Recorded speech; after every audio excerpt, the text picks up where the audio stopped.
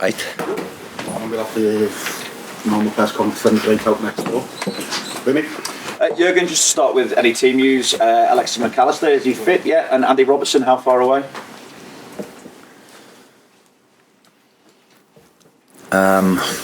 Robbo still needs more range in his shoulder. So obviously it was a big surgery and still not even close to team training or whatever. Can do a lot, everything without using the arm properly, which is obviously good. But on the other side, it shows us we still have a long way to go. So for sure, I think full January he has to get closer and closer. Maka, we will see what he can do today. So that's if he can step into team training or not. The decision is not done yet. It's pretty early, and the dog is not here. Maybe he's here, but I didn't see him yet. So we will see.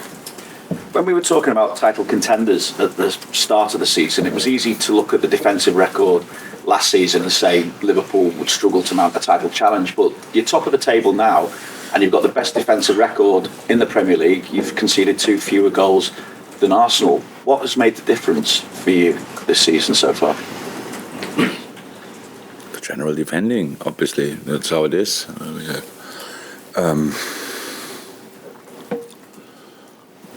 That's it, pretty much. Everybody buys into the way we have to work, into how we have to work. That's not that the team last year didn't do that. It's just after all the years, maybe it's always a problem if you lose too many balls in moments where you don't expect it. Probably, but how many goals did we concede? 16, 15? 16.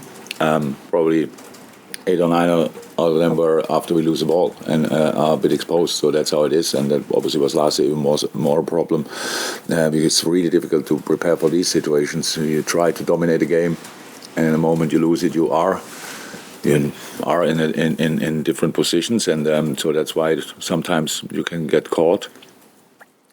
We do better now. Recently, we stepped up counter pressing wise, which helps as well. That means everybody reacts better, front line, midfield line, and the last line obviously as well. If you feel that the midfield and front three or how many are really involved in counter pressing, you can have a higher line because then you are in challenges and then you cannot skip balls just behind you and all this kind of thing. So plenty of things. It's we worked obviously a lot on it, but we did that last year as well, and so it's just the effort everybody puts in. I think last night most people expected that Arsenal would beat West Ham United, and I think you probably go into this game against Newcastle with the expectation that you will beat Newcastle given their recent run of form. They've won just 1 in 8 in all competitions, lost back-to-back against Luton and Forest as well. At the same time, given the quality within that Newcastle squad, what do you expect from them as well? Yeah, first and foremost, it's a privilege of you and probably also personal well to just have expectation before other teams are playing. I don't have that.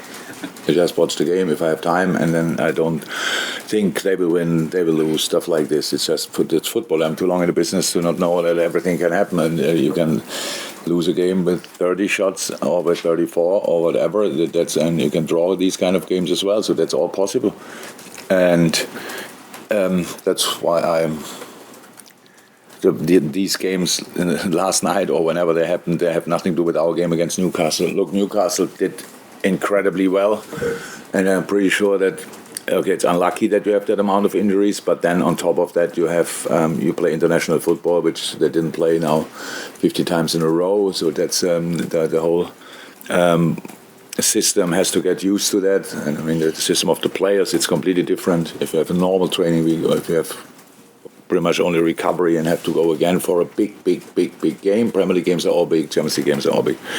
So that's just a little bit, was for sure a little bit a problem. But they still do really well, and they have in all the games they lost, they had really good spells. It's not either the games I saw, and the analysis only starts now, really. The games that I saw, they had really good spells. They have a really good idea. But at one point they had to play Eddie had to play too often the same lineup. Definitely, that's clear. With all these games, and the boys did incredibly well. I think he said that as well. Yes, really. Give credit to the players the effort they put in, but it was pretty much the same lineup for a long time. And then the guys who play all the time get tired, and the guys who come back have no rhythm. So we had that situation plenty of times. But now they have 5-6 days like we had between the games, and it will help both teams. Definitely, we played 5 games in 13 days. It's absolutely insane as well. We came somehow through that. But now it's about using that extra recovery time because the next games are then, because we are still in all cup competitions. That means we have a busy January as well. Other teams probably have a lesser busy January, which is then helpful. And then we all have to get through that as well. And then from February on, we all have the same schedule again. And then we will see. Morning, Jurgen. This is obviously the first game of the new year, but after the first game of this year, you were 6th, 15 points off the top. How much happier are you now with the team, the squad, and the prospects of success? 6 times happier. I can't even remember. Who did we Brentford. play? Oh, we lost that. Yeah. We were 6 for a few minutes over, and then probably 7 or 8 after that game. Yeah, horrible time last year. Same time, pretty much. It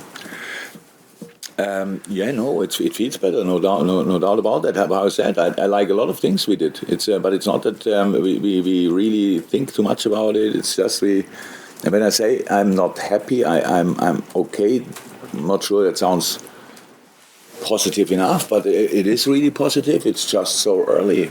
That's all. And we had a lot of good spells in games where we didn't win, or we had lesser good spells in games we won, and these kind of things. So it's a process, and this team is in the middle of something, and we just try to make the best of it, to deal with different situations. We spoke about injuries. Other teams had. We had a lot of injuries. We had some players that were not once involved in the whole season, which key players for us, and are now without key players for us. Both left backs are not in, which is really not good. And so all these kind of things. But so far we found a way to get into the next game, and there we are. Then we found a way to compete in that game. And when.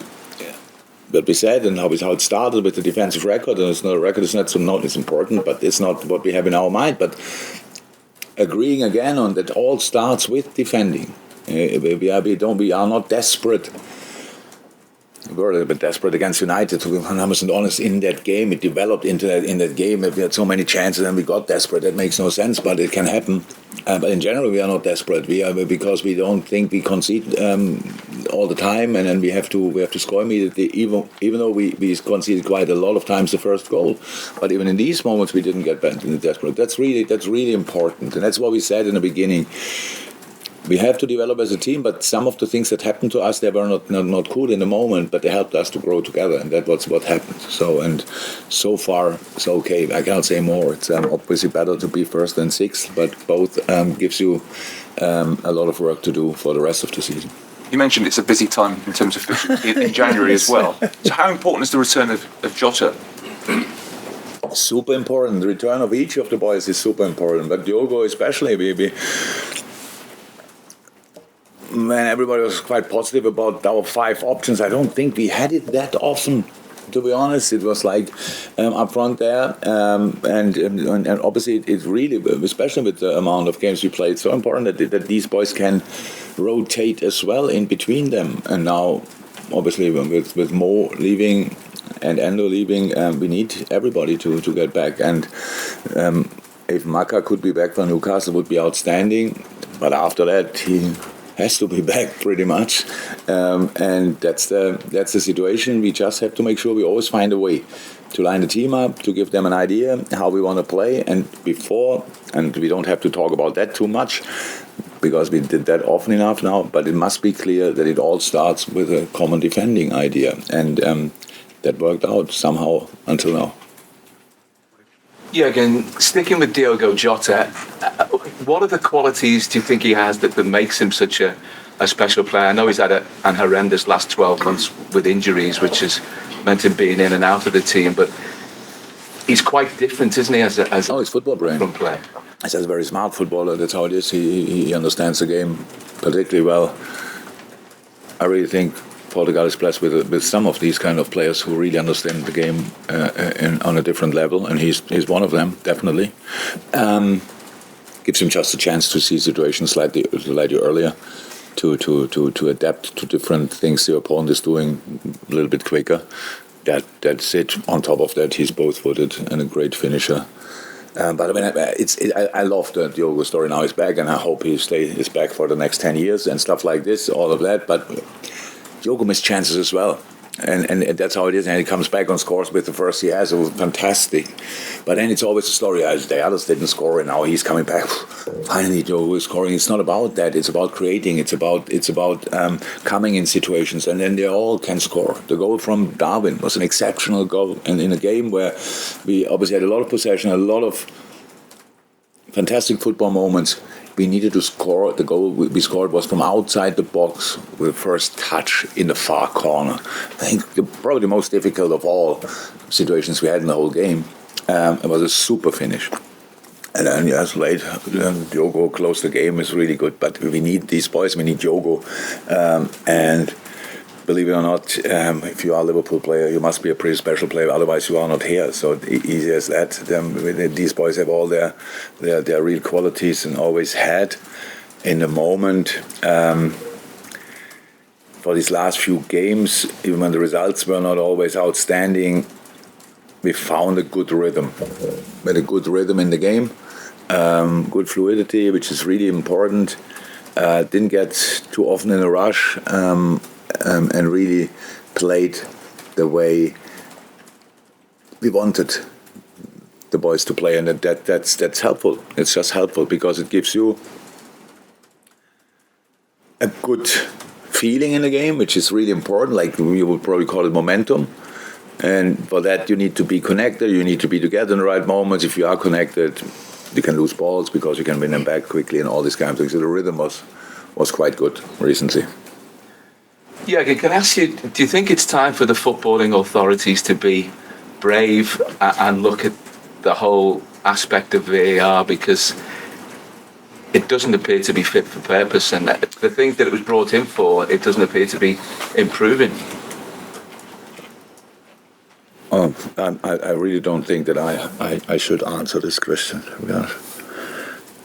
You just, not that you use me, I give you too often the opportunity to use my phrases, and then it's the things we discuss is not interesting anymore. It's just Klopp said, and it doesn't help, and that's why I cannot. It's not meant to be like that. But it will be used like that. We agree.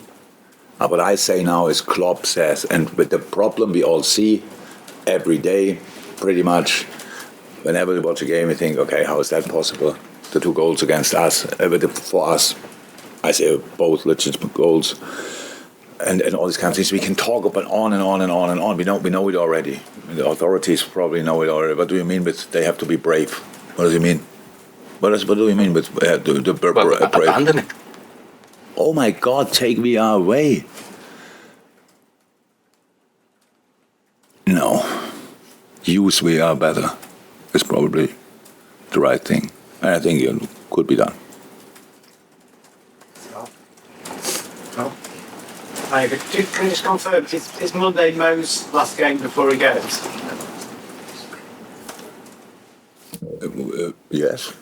Did you hear anything else? No, sorry, I just want to, because it's not a new situation for him, he's going for the African nations, but because he's so consistently been in that position, have you had a long-term plan in mind for what to do when he's away, or is it literally just game by game, who's available, who's going to fit in there against each other? Each long-term plan I could have had depends massively on who is available. So why should I think in October who I can use when Mo is away, when I have no clue who is then available? So we have solutions in this. We would have today solutions. And I hope we have that after the Newcastle game as well. So it's not the first time. It's a really, at least very average situation that you lose your goal scorer, but we had it even worse in the past when Sadio and Mo left and we came somehow through it.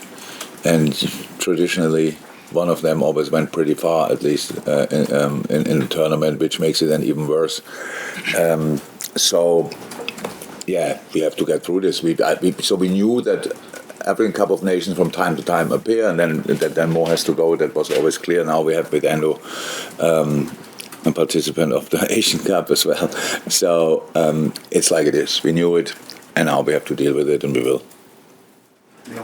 Yeah, you're talking about having players available, Thiago and Stefan. Are they any chance of them in January being back with the team?